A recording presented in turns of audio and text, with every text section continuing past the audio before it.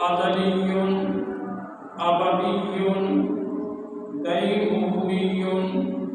لا أول له ولا آخر له ونشهد أن سيدنا وسندنا وطبيبنا وطبيب قلوبنا وشفاءنا وشفاء صدورنا وملجأنا ومأوانا وعوننا ومعيننا وهادينا ومرشدنا سيدنا ومولانا محمدا عبده ورسوله در الله المكنون سر الله المخزون سرور القلب المحزون نور الأفئدة والعيون عالم ما كان وما يكون أما بعد فأعوذ بالله السميع العليم من الشيطان الرجيم بسم الله الرحمن الرحيم فسيكفيكهم الله وهو السميع العليم صدق الله مولانا العظيم وصدق رسوله النبي الكريم ونحن على ذلك لمن الشاهدين والشاكرين والمطمئنين والحمد لله رب العالمين إن الله وملائكته يصلون على النبي يا أيها الذين آمنوا صلوا عليه وسلموا تسليما الصلاة والسلام عليك يا رسول الله وعلى آلك وصحابك يا حبيب الله اللهم صل على سيدنا ومولانا محمد وعلى آل سيدنا ومولانا محمد قدر حسنه وجماله وجاهه وجلاله وبره ونواله وجوده وكماله وعلى وارث حال يا صاحب الجمال ويا سيد البشر من وجهك المنير لقد نور القمر لا يمكن الصلاة كما كان حقه بعد الخدا بزرگ کوئی قصہ مختصر اللہ کی سرداب قدم شان ہے یہ انسان ہی انسان و انسان ہے یہ قرآن تو ایمان بتاتا ہے انہیں اور ایمان یہ کہتا ہے میری جان ہے یہ فَسَيَكْفِيكَهُمُ اللَّهُ پس تم کو تو اللہ ہی کافی ہے وَهُوَ السَّمِيعُ الْعَلِيمُ اور وہ سننے والا ہے اور جاننے والا ہے آج امیر المؤمنین خلیفہ سادس سیدنا عثمان ذی النورین رضی اللہ تعالی عنہ ان کے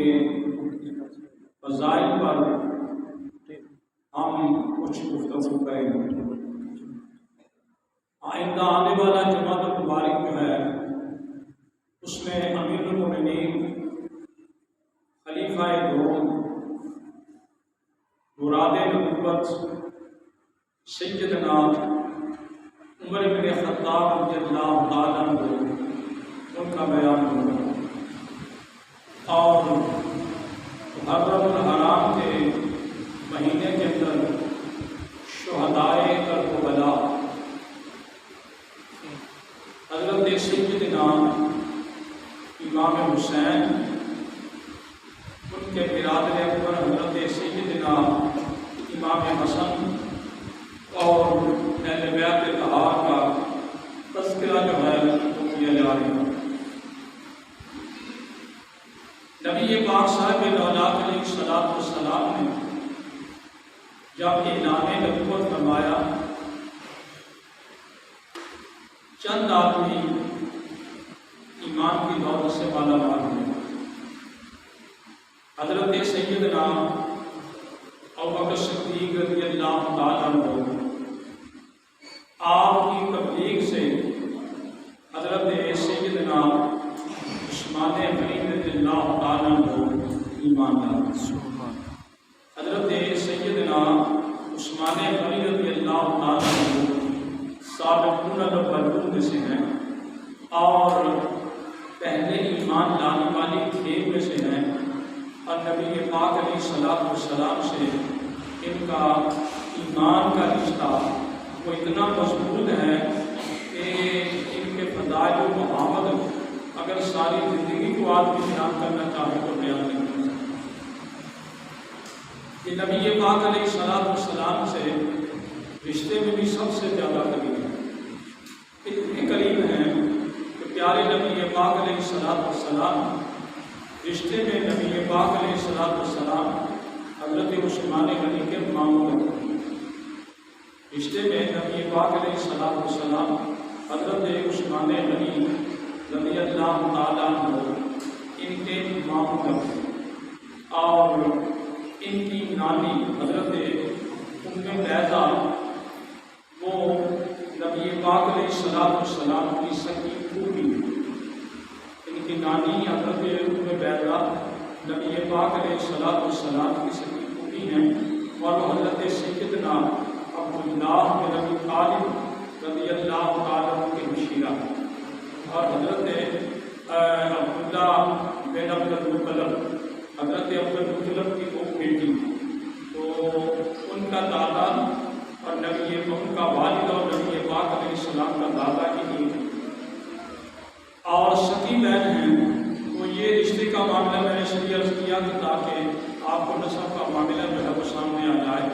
اب رہا یہ معاملہ کہ ان کے ایمان پر گفتگو کریں تو وقت زیادہ چاہیے، میں فضائل پر چند باتیں ہی آپ کی خدمت میں گزارش کروں گا کہ حضرت سیدنا عثمان غنی رضی اللہ تعالیٰ عنہ جب انہوں نے پہلی ہجرتوں کی حبشہ کیا اور نبی پاک علیہ الصلوۃ والسلام کا ارشاد مبارک ہوا، جب وہ اپنی زوجہ محترمہ کو لے کر کے گئے تو حضرت رقیہ سلام اللہ علیہا کو حضور نے فرمایا کہ میری امت کا سب سے پہلا مہاجر جو ہے عثمان غنی ہے، بے شک سبحان جس نے ہجرت کی ہے۔ یہ نبی پاک علیہ الصلوۃ والسلام نے ان کے بارے میں ارشاد فرمایا۔ نبی پاک علیہ الصلوۃ والسلام نے حضرت رقیہ جو آپ کی صاحبزادی ہیں وہ حضرت عثمان غنی رضی اللہ تعالیٰ عنہ کے نکاح کی، اور یہ نکاح ان کا مکہ المکرمہ میں، اور پھر مکہ سے وہ ہے نا وہ ہجرت کر کے حبشہ میں گئے، لیکن کچھ عرصے کے بعد انہیں حالات کی بہتری کی اجازت ملی تو واپس آ گئے، لیکن حالات بہتر نہیں تھے، پھر یہ مکہ المکرمہ میں رہے، پھر یہاں سے وہ حضرت مکہ المکرمہ سے مدینہ المنورہ کی طرف چلا گئے۔ اب جو مدینہ المنورہ میں گئے تو ایک بات ذہن میں رکھ لیں کہ اس وقت کے عمراء میں حضرت عثمان غنی کا اونچے درجے پہ شمار ہوا، یعنی بہت زیادہ آدمی، یعنی تجارت میں ان کا کوئی جواب نہیں تھا، اور وہ تاجر تھے اور بہت بڑے تاجر تھے، اور ہر قسم کی تجارت کرتے تھے، خصوصاً یہ کپڑے کی تجارت کرتے تھے، لیکن ہر قسم کی تجارت کرتے تھے، تو وہ تجارت کے اندر ان کا ایک بہت بڑا مقام تھا۔ اس مقام کی وجہ سے وہ مال و دولت سے سب سے زیادہ تھے، اور وہ خرچ کرنے میں بھی سب سے زیادہ تھے. 2-3 باتیں میں ان کے خرچ کی بات بیان کرتا ہوں. پہلی بات تو یہ ہے کہ حضرت سیدنا علی حیدر کرار رضی اللہ تعالیٰ عنہ کی شادی کا مرحلہ ہے.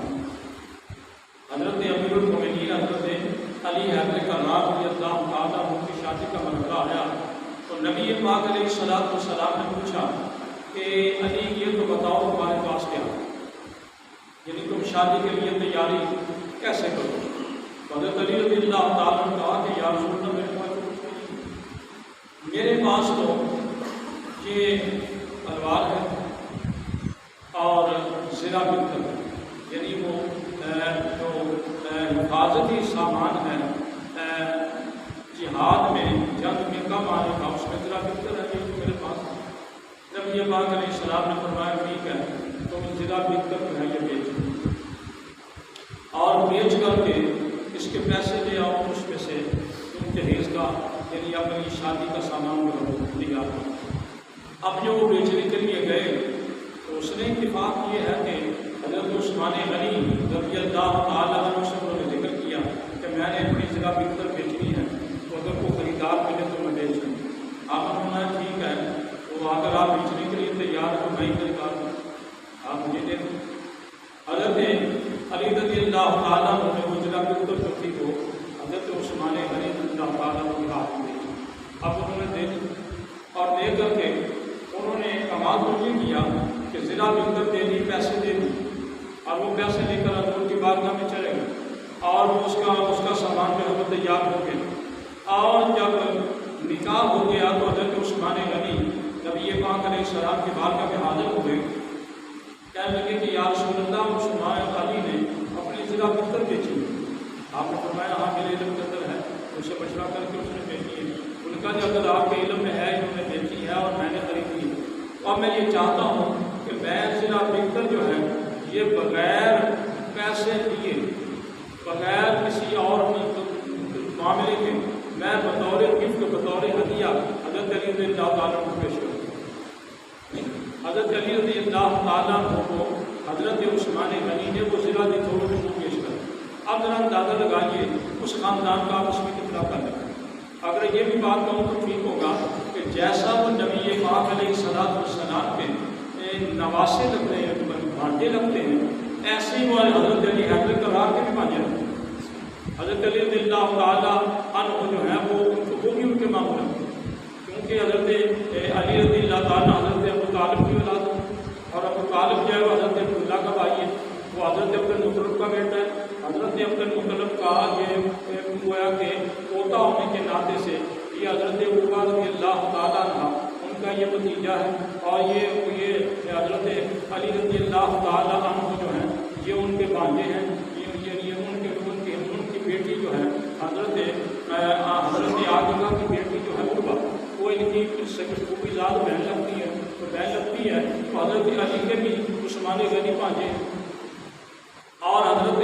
نبی پاک علیہ السلام کے بھی بھانجے ہیں. اب ذرا اندازہ تو لگائیے کہ ایک سید المرسلین امام المرسلین صلی اللہ علیہ وسلم نے اپنی بیٹی کا رشتہ دے دیا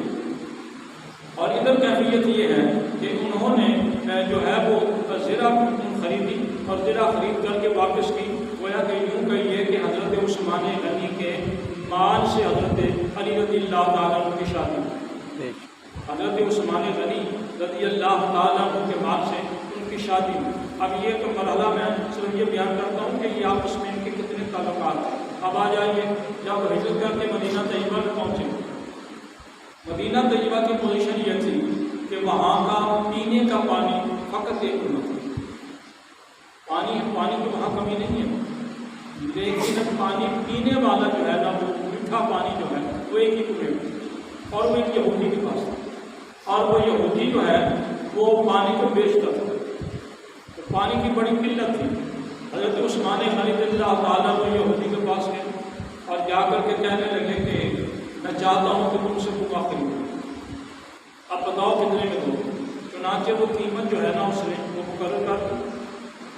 انہوں نے وہ مقررہ قیمت جو تھی وہ اس کو دی، لیکن اس نے شرط یہ کی کہ میں آدھا کنواں بیچوں، پورا نہیں بیچوں گا. ٹھیک آدھے دے. انہوں نے آدھا کنواں خرید لیا. جب حضرت نے وہ آدھا کنواں خرید لیا تو آپ نے نبی پاک علیہ السلام کی بات کا عرض کیا کہ یا رسول اللہ میں نے آدھا کنواں خرید لیا، مسلمانوں کو کہیں کہ اس نے یہ شرط کر دی ہے کہ ایک دن ہم پانی دیں گے اور دوسرے دن یہودی جو ہے وہ اپنا پانی بیچے گے۔ تو آپ نے فرمایا کہ مسلمانوں سے کہیے کہ وہ اپنی باری کے دن پانی ہی اتنا لے آئیں کہ انہیں دوسرے دن جانے کی ضرورت ہی نہ پڑے، انہیں منہ لینا ہی نہ پڑے۔ اب جو اس نے وہ یہودی نے دیکھا کہ وہ دوسرے دن کو گاہک تو آتے ہی نہیں اور وہ پریشان ہو گیا کہ میں نے یہ سودا کیا کیا تھا، چنانچہ اس نے پھر پیشکش کر دی کہ میں جو آدھا کنواں وہ بھی بیچنا چاہتا ہوں۔ چنانچہ حضرت عثمان غنی رضی اللہ تعالیٰ عنہ نے آدھا کنواں بھی خرید لیا۔ اب یہ بات کہنے میں حق جان ہوں کہ مکہ مدینہ المنورہ کے اندر مسلمانوں کے لیے بلکہ مدینہ منورہ کے رہنے والوں کے لیے حضرت عثمان غنی رضی اللہ تعالیٰ نے پانی کا انتظام کیا اور وہ سخاوت ہوئی۔ اور اس سے بڑھ کے اور سخاوت کیا ہو سکتی ہے؟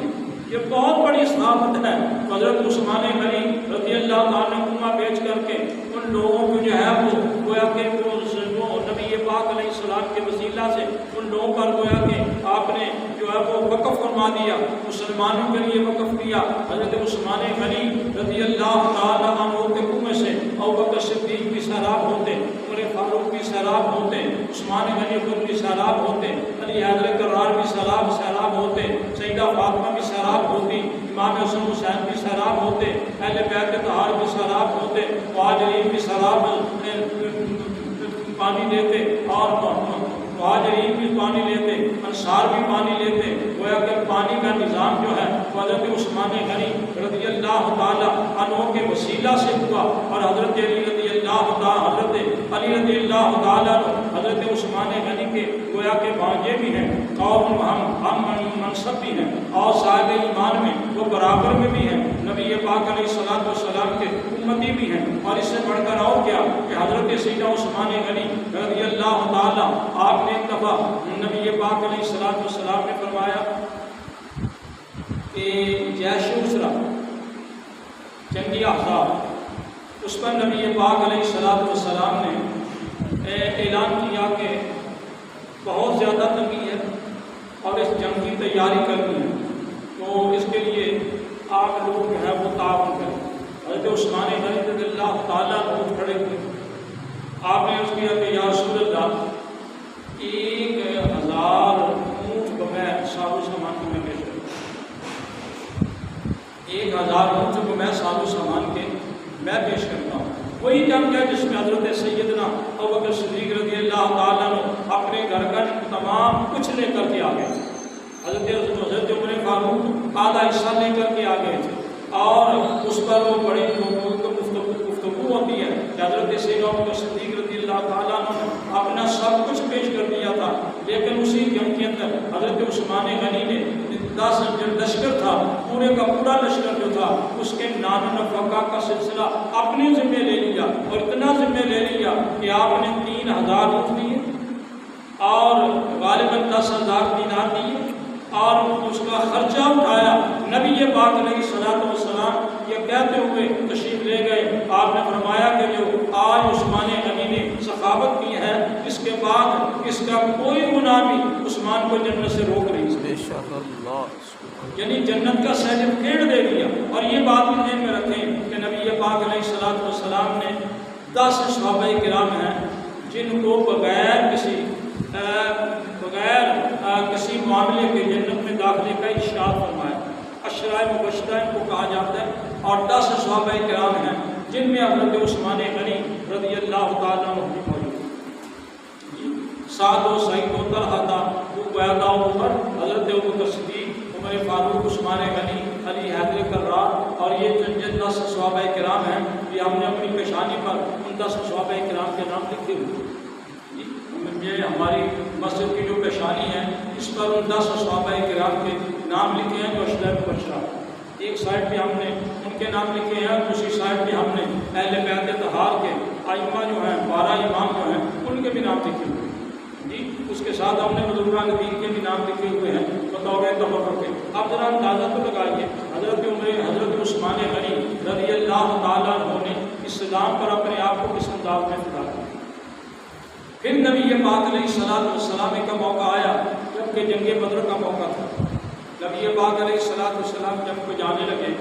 حضرت عثمان غنی حاضر ہوئے تو عرض کیا کہ حضور میں نے بھی جانا ہے۔ آپ نے فرمایا کہ تمہاری بیوی بڑی سخت بیمار ہے، اس کی تیمارداری کے لیے کوئی اور موجود نہیں، تم بیمار اس کی تیمارداری کرو، اس کی تیمارداری کرو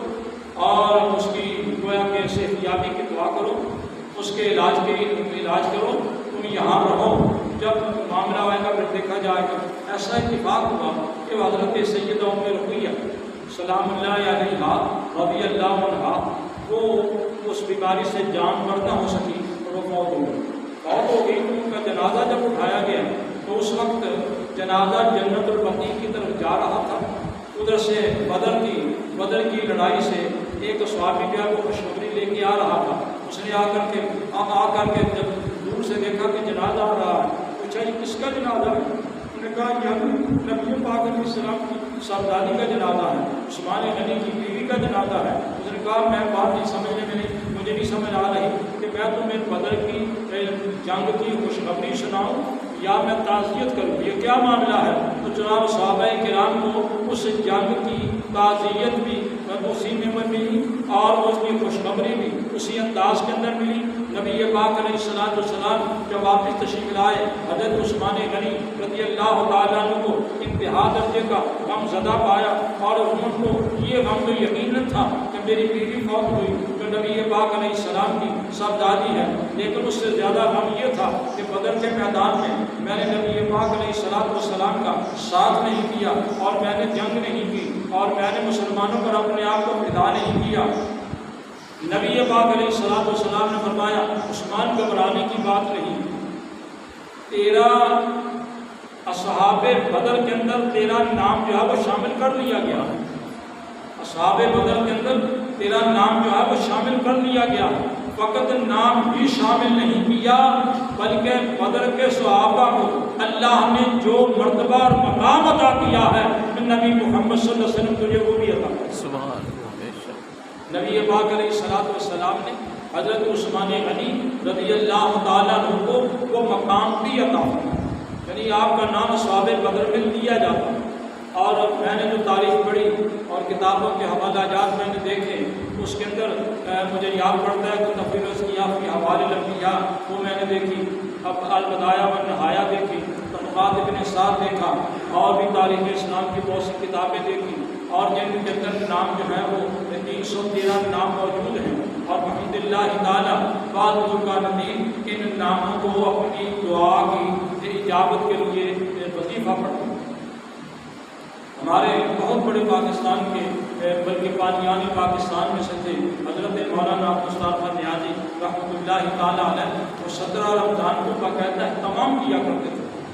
اور وہ اصحاب بدر کے اسماء مبارکہ لے کر کے وہ دعا کیا کرتے تھے۔ اصحاب بدر کا نام جو ہے یہ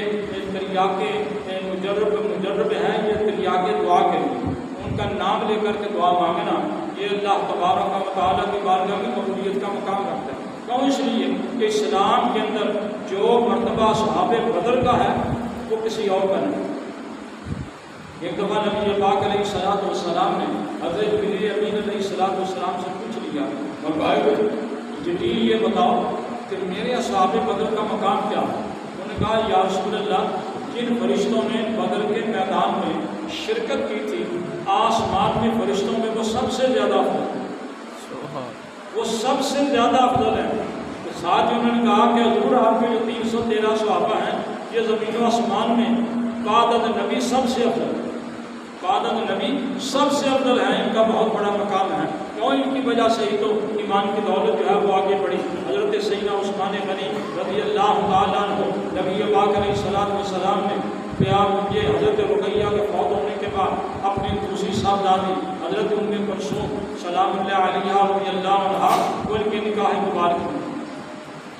ان کے نکاح میں دی، اور تاریخ اس بات کی شاہد ہے کہ انبیاء علیہ السلام نے یعنی آدم علیہ السلام سے لے کر حضرت سیدنا محمد رسول اللہ صلی اللہ علیہ وسلم تک کوئی ایسا آدمی نہیں کہ جس کے نکاح میں یکے بعد دیگرے کسی پیغمبر کی دو بیٹیاں، کسی پیغمبر کی دو بیٹیاں ہوں۔ حضرت عثمان غنی کو یہ شرف حاصل ہے کہ دونوں صاحبزادیاں نبی پاک علیہ السلام نے یقین بات دیگروں کو عطا فرمائی، اور یہ بات بھی ذہن میں رکھیں کہ یہ صرف عطا ہی نہیں فرمائی بلکہ جب حضرت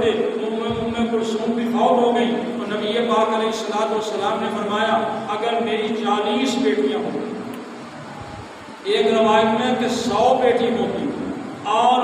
وہ حضرت عثمان غنی کے یہاں وہ فوت ہوتی جاتی، میں یقین بات دیگر اس کے نکاح میں دیتا جاتا۔ ذرا اندازہ تو لگائیے کہ اگر کوئی آدمی رشتہ کرتا ہے، اگر اس کو وہاں سے محبت کی خوشبو نہ آئے تو دوسرا رشتہ نہیں کرتا، اور نہیں کرتا، وہ کہتے ہیں یار پہلی یہ بھی نہ کسی مصیبت میں پھنسی تو میں آپ کو کیوں رشتہ کرا، لیکن نبی پاک علیہ السلام کو ان کی طرف سے اتنی خوشبوائی کا کمال درجہ کی۔ ایک روایت یہ بھی ہے کہ جب حضرت ام کلثوم کی شادی ہوئی تو حضرت انس رضی اللہ تعالیٰ عنہ جو حضور کے خادم تھے اور وہ چھوٹے بچے تھے، رات کو نبی پاک علیہ السلام نے کھانا دے کر کے بھیجا، شریر دے کر کے بھیجا اور کہا کہ جا کر ان کو دے کر کے آؤ۔ جب وہ دینے کے لیے گئے تو وہ دونوں بیٹھے ہوئے تھے، میاں بیوی بیٹھے ہوئے تھے اور چودھری کا چاند اپنی پوری آفتاب پر تھا، اور وہ کھانا دینے کے بعد کبھی حضرت عثمان کو دیکھتے، کبھی حضرت ام کلثوم کو دیکھتے، یا حضرت سریہ حضرت رقیہ کو دیکھتے۔ جب وہ واپس آئے نبی پاک علیہ السلام نے وہ اپنے فیضان نبوت سے ان کا معاملہ دیکھا، آپ نے فرمایا ذرا مجھے یہ تو بتاؤ کہ آپ چودھری کا چاند بھی موجود تھا، تم بھی وہاں گیا ہوا تھا، تیری نگاہیں بھی خوبصورت ہیں، تو آپ بھی خوبصورت ہیں، مجھے یہ بتاؤ کہ تم نے آج تک حضرت عثمان اور میری بیٹی کے علاوہ کوئی اور فصیح جوڑا ایسا دیکھا؟ تو وہ کہنے لگے واللہ یا رسول اللہ میں نے جیسا کوئی اور دیکھا، میں نے جیسا کوئی اور دیکھا ہی نہیں۔ ہمارے نبی پاک علیہ السلام فرماتے تھے کہ ان کا چہرہ حضرت ابراہیم علیہ السلام سے ملتا ہے، ان کا چہرہ حضرت ابراہیم علیہ السلام سے ملتا ہے۔ ذرا اندازہ تو لگائیے کہ جن کا چہرہ حضرت عثمان غنی رضی اللہ تعالیٰ کا ابراہیم علیہ السلام سے ملتا ہے تو ابراہیم علیہ السلام کا مقام کیا ہے، اس پر ایک میں تاز کر کے بات کو ختم کرتا ہوں۔ ہمارے نبی پاک علیہ السلام نے درود پڑھنے کا حکم دیا، اور ہر نماز کے اندر ہم درود ابراہیمی پڑھتے ہیں، اور یہ درود پڑھ کر کے پڑھتے ہیں اللہم صلی علی محمد وعلی آل محمد کما صلیت علی ابراہیم وعلی آل ابراہیم انک حمید مجید، اللہم بارک علی محمد وعلی آل محمد کما بارکت علی ابراہیم وعلی آل ابراہیم انک حمید مجید۔ یہ نبی پاک علیہ السلام نے درود ہمیں عطا کیا، اور جب آتا ہے کہ وعلی آل ابراہیم علیہ السلام کی آل پر کما صلیت علی ابراہیم وعلی آل ابراہیم، اور جیسا درود بھیجا گیا ہے ابراہیم علیہ السلام پر اور جیسا کہ ان کی آل پر، تو ایسا درود ہی ان بھیج دو۔ اب دیکھنا یہ ہے کہ حضرت ابراہیم کی آل کون ہے؟ ابراہیم علیہ السلام کی آل میرے آقا امام الانبیاء شہنشاہ دو عالم صلی اللہ علیہ وسلم وہ ابراہیم علیہ السلام کی آل ہے، وہ اور نبی پاک علیہ السلام حضرت ابراہیم کی آل ہے۔ نبی پاک علیہ السلام کے وسیلہ سے آگے آ جائیے، حضرت ابوبکر بھی وہ ابراہیم کی آل ہے، عثمان عمر فاروق بھی حضرت ابراہیم کی آل ہے، حضرت عثمان غنی بھی انہی کی آل ہے، حضرت علی حیدر کرار بھی ان کی آل ہے۔ تو یوں نہ کہہ دوں ابراہیم علیہ السلام پر درود پڑھنے کے بعد اگر آل پر درود آتا ہے ابراہیم کی آل پر تو وہ نبی پاک علیہ السلام پر آتا ہے، ابوبکر صدیق پہ آتا ہے، عمر فاروق پہ آتا ہے، عثمان غنی پہ آتا ہے، علی حیدر کرار پہ آتا ہے۔ پتہ یہ چلے گا کہ یہ آل ہیں، یہ چاروں صحاب جو ہیں یہ بھی آل ہیں، تو یہ آل کس کی ہیں؟ یہ ابراہیم کی آل ہیں۔ جب یہ ابراہیم کی آل ہیں تو نبی پاک علیہ السلام کے اصحاب ہیں، یار غار ہیں، ان سے تعلق رکھتے ہیں، اور قیامت تک درود پڑھنے والے جو ہیں جب نبی پہ درود پڑھیں گے تو آل پہ درود پڑھیں گے تو عثمان پہ بھی درود آئے گا، علی پہ بھی درود آئے گا، عمر فاروق پہ بھی آئے گا، تو حضرت ابوبکر صدیق پر بھی آئے گا۔ آل سے کو آپ نکال نہیں سکتے۔ اس کی آل ہے ابراہیم علیہ السلام، اور یہ بات بھی ذرا ذہن میں رکھیں، ابراہیم علیہ السلام کی آل وہ ہیں جو نبی پاک علیہ السلام کا کلمہ پڑھتے ہیں، جو نبی پاک علیہ السلام کا کلمہ پڑھتے ہیں۔ اور یہی وجہ ہے کہ دنیا کے اندر آل اور اصحاب اور امت مصطفیٰ صلی اللہ علیہ وسلم ابراہیم علیہ السلام کے ورثہ کی مالک ہے، کیوں نہ مالک ہو، یہ ہر سال ان کے نام کی قربانی کرتے ہیں اور ان کی قربانی کی سنت کو ادا کرتی ہیں۔ اور نبی پاک علیہ السلام سے پوچھا گیا کہ ما عدل ضحیہ، یہ قربانی کیا ہے؟ نبی پاک علیہ السلام نے فرمایا یہ وہ سنت و ابیکم ابراہیم، فرمایا ابراہیم علیہ السلام کی سنت۔ ابراہیم علیہ السلام کی سنت کو کون ادا کرتا ہے؟ الحمدللہ تعالیٰ مسلمان ادا کرتے ہیں۔ جب مسلمان ادا کرتے ہیں تو نبی پاک علیہ السلام کے خاندان کے جو افراد ہیں جن کا قریش سے تعلق ہے اور جن کا حضرت اسماعیل کی آل سے تعلق ہے، ان کی اولاد سے تعلق ہے، ان کے نسب سے تعلق ہے اور وہ صاحب ایمان ہیں تو وہ اللہ تبارک و تعالیٰ کے پیغمبر کی آل ہیں۔ ادھر وہ آل کہلاتے ہیں، ادھر صحاب کہلاتے ہیں۔ اور کس مقام کے آدمی ہیں، وقت ہو جائے گا ایک بات کہہ کے ختم کرتا ہوں۔ ایک دفعہ نبی پاک علیہ السلام کی بارگاہ میں حضرت عثمان غنی حاضر ہوئے، بس کہنے کہ یا رسول اللہ میں آج آپ کے ساتھ کرنا چاہتا ہوں، آپ میں ٹھیک کریں، ٹائم کرو ہو گیا، وہ لینے کے لیے آ گئے۔ میرے آقا اپنے کاشانہ نبوت سے باہر نکلے، یوں کہیے کہ حجرہ عائشہ سے باہر نکلے تو آپ نے باہر قدم ٹکایا تو حضرت عثمان غنی نے کہا ایک، دوسرا قدم رکھا تو فرمایا دو۔ نبی پاک علیہ السلام نے پوچھا کہ کیا کرنے لگے ہو؟ میں نے کہا جو میں بتاؤں گا آپ کو، پہلے گھر تشریف لے جائیں پھر میں آپ کو عرض کروں گا۔ ان کا ٹھیک ہے۔ وہ راستے میں چلتے گئے تو حضرت عثمان غنی آپ کے قدم گنتے گئے، راستے میں قدم گنتے گئے، اور جب نبی پاک علیہ السلام کا شانہ عثمان کے اندر داخل ہوئے، عثمان کے مکان میں داخل ہوئے اور وہ جلوہ افروز ہو گئے، عرض کیا حضور مجھے 1 منٹ کی اجازت دیجیے۔ آپ نے فرمایا ٹھیک ہے کرو اپنا کام۔ باہر نکلے، جتنے قدم گنے تھے اتنے جا کر کے غلام خریدے، غلام خرید کر کے لے آئے، آ کر کے عرض کیا یا رسول اللہ میں نے آپ کے ایک ایک قدم پر ایک ایک غلام کو آزاد کیا، سبحان اللہ، میں نے آپ کے ایک ایک قدم پر ایک ایک غلام کو آزاد کیا ہے۔ واللہ مجھے بتائیے کہ آج تک کسی نے ایسی دعوت کی، واللہ مجھے بتائیے کہ آج تک کسی نے ایسی دعوت کی کہ نبی پاک علیہ السلام کے اسم مبارک پر، آپ کے قدم مبارک پر، آپ کے قدموں پر نثار ہو کر کے انہوں نے وہ سب کچھ دے دیا۔ ایک بات اور کہہ کے ختم کرتا ہوں، ایک دفعہ قحط پڑ گیا مدینہ المنورہ کے اندر، اتفاق سے آپ کا سامان تجارت آ رہا تھا اور وہ غالباً 100 تھے جو غلے کے آ رہے تھے، یعنی گندم کے آ رہے تھے۔ وہ جب شام کو آئے نا تو حضرت نے وہ اپنے گودام میں اتروائے، آ گئے مدینہ شریف کے جتنے بھی تھے نا وہ تاجر، انہوں نے کہا جی ہم سودا کرنے آئے ہیں، یہ تجارت کرنے آئے ہیں اناج کی، آپ ہمارے ساتھ سودا کریں۔ ہم فرمایا بالکل میں سودے کے لیے تیار ہوں، لیکن ایک شرط میری سن لو، پھر سودا کرتا ہوں، پھر مجھے اپنے سے بات نہیں کروں گا۔ بتائیے۔ آپ نے فرمایا کہ میں نے 700 گنا منافع لیا، 700 گنا۔ حضرت عثمان غنی نے جب یہ کہا تو تاجر پریشان ہو گئے، انہوں نے کہا جی منافع ہوتا ہے 2 گنا، 4 گنا، 5 گنا، 10 گنا، 20 گنا، اس سے زیادہ تو نہیں ہوتا، لیکن آپ کہتے ہیں کہ میں نے یہ 700 گنا منافع لینا ہے، یہ تو ہمارے پاس کی بات نہیں ہے۔ انہوں نے کہا تمہارے پاس کی بات نہیں ہے تو تجارت کا کام ہو نہیں سکتا، تم اپنے گھر میں چلے جاؤ۔ بڑا انہوں نے زور لگایا لیکن حضرت نے بات نہیں مانی، چلے گئے۔ صبح جب نماز پڑھی نا حضرت نے مسجد نبوی شریف کے اندر، تو نماز پڑھنے کے بعد آپ نے اعلان کر دیا کہ مدینہ منورہ کے جتنے بھی غربا ہیں، جتنے بھی محتاج ہیں، وہ اپنی اپنی بوری لے کر آ جائیں، اپنی اپنی چادر دے کر کے آ جائیں، اپنا سام لے کر آ جائیں اور آ کر کے گندم لے جائیں، اپنی ضرورت کے مطابق لے جائیں۔ انہوں نے وہ دینا شروع کر دیا، اب بغیر پیسے کے وہ دے رہے ہیں۔ وہ تاجر آ گئے، پھر انہیں آ کر کہا کہ حضرت آپ عجیب آدمی ہیں، ہم اس تو کہہ رہے تھے کہ میں نے 700 گنا لینا ہے اور آپ نے تو یہاں پر دور سیل لگا دی اور آپ پیسے سخاوت کر رہے ہیں، آپ بیچ تو رہے نہیں، یہ آپ نے کیا کیا؟ آپ نے فرمایا اللہ کے بندو تم نے پہچانا ہی نہیں، میں نے تم سے سودا نہیں کیا، میں نے اپنے رب سے سبحان اللہ، اور تم تو مجھے 7 گنا کہتے ہو، میں نے 1400 گنا کا سودا کیا۔